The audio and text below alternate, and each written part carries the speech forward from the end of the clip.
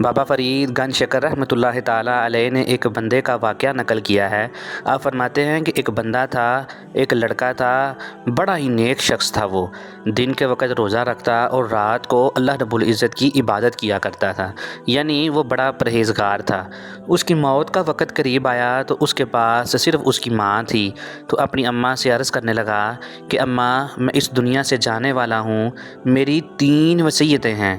برائے مہربانی میری ان 3 وصیتوں کے اوپر ضرور عمل کرنا۔ ماں کا دل تڑپ اٹھا اور عرض کرنے لگی اور کہنے لگی کہ بیٹا مجھے بتا کہ تیری 3 وصیتیں کون سی ہیں؟ تو وہ لڑکا، وہ بچہ کہنے لگا کہ اماں، جب میں اس دنیا سے جاؤں نا، جب میں فوت ہو جاؤں، میری روح نکل جائے تو میرے گلے میں رسی ڈال کر مجھے گھر کے صحن میں گھمانا اور یہ اعلان کرنا کہ جو شخص بھی اللہ رب العزت کی نافرمانی کرے گا اس کا یہی حال ہوگا۔ پھر دوسری وصیت اس نے یہ کی کہ اماں، میرا جنازہ دن کے وقت نہ اٹھانا، میرا جنازہ رات کے وقت اٹھانا، تاکہ اگر تم دن کے وقت اٹھاؤ گی تو کوئی مجھے دیکھ کے یہ بات نہ کہہ دے کہ یہ دیکھو یہ ایک نافرمان کا جنازہ جا رہا ہے، یہ دیکھو یہ اس شخص کا جنازہ جا رہا ہے جو کہ اللہ کا نافرمان تھا۔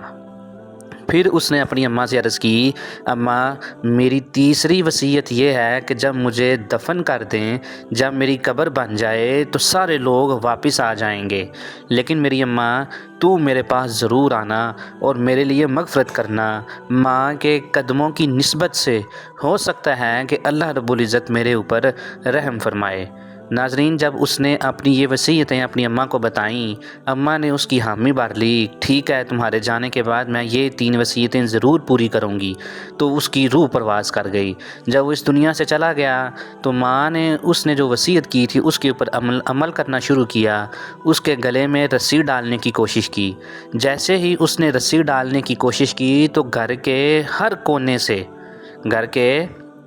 ہر کونے سے یہ آواز آنے لگی کہ چھوڑ دو اس شخص کو، چھوڑ دو اس لڑکے کو،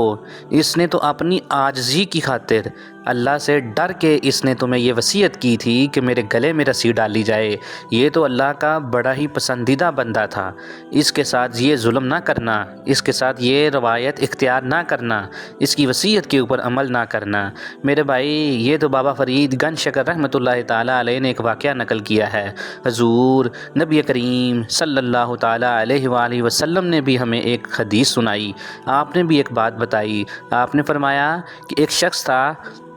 بڑا گناہ گار تھا، جب اس دنیا سے جانے لگا تو اس نے بھی اپنے بچوں کو ایک وصیت کی۔ اس نے وصیت کی، کہنے لگا اپنے بچوں سے کہ جب میں اس دنیا سے چلا جاؤں تو میرے جسم کو جلا دینا،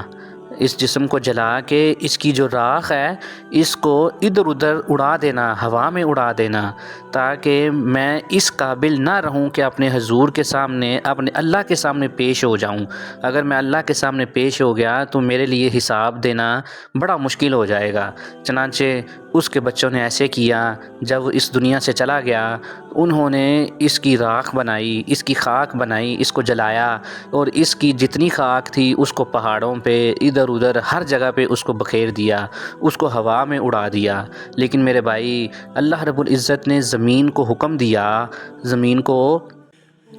دیا کہ اس کی خاک کو اکٹھا کیا جائے۔ اس کی خاک کو جب زمین نے محفوظ کر کے اکٹھا کیا تو اس کو اللہ نے اس کی اصل حالت میں واپس لا کر اپنے سامنے کھڑا کیا اور اس سے پوچھا، اے میرے بندے بتا، تو نے یہ حرکت کیوں کی، تو نے یہ وصیت کیوں کی تھی؟ علماء دین فرماتے ہیں کہ آج کے دور میں اس طرح کی وصیت کرنا مناسب نہیں ہے۔ اب یہ نہ ہو کہ ہر بندہ جس نے یہ واقعہ پڑھا وہ بھی اپنے آپ کو اسی وصیت کے مطابق چلائے اور اپنے بچوں کو وصیت کر دے کہ مجھے بھی جلا کے پھینک دینا۔ علماء نے اس وصیت سے منع کیا ہے۔ چنانچہ جب وہ اللہ کے سامنے پیش ہوا، اللہ نے جب اس سے پوچھا کہ تم نے یہ کام کیوں کیا، تو وہ عرض کرنے لگا، اللہ مجھے تم سے ڈر لگتا تھا، مجھے تم سے خوف آتا تھا، مجھے تم سے حیا آتی تھی کہ میں گنہگار آدمی ہوں، میں نے ساری زندگی تیری نافرمانی میں گزاری، اگر میں تیرے سامنے پیش ہو گیا تو میں کس طرح تیرا سامنا کروں گا، تیرے سوالوں کا کس طریقے سے جواب دوں گا۔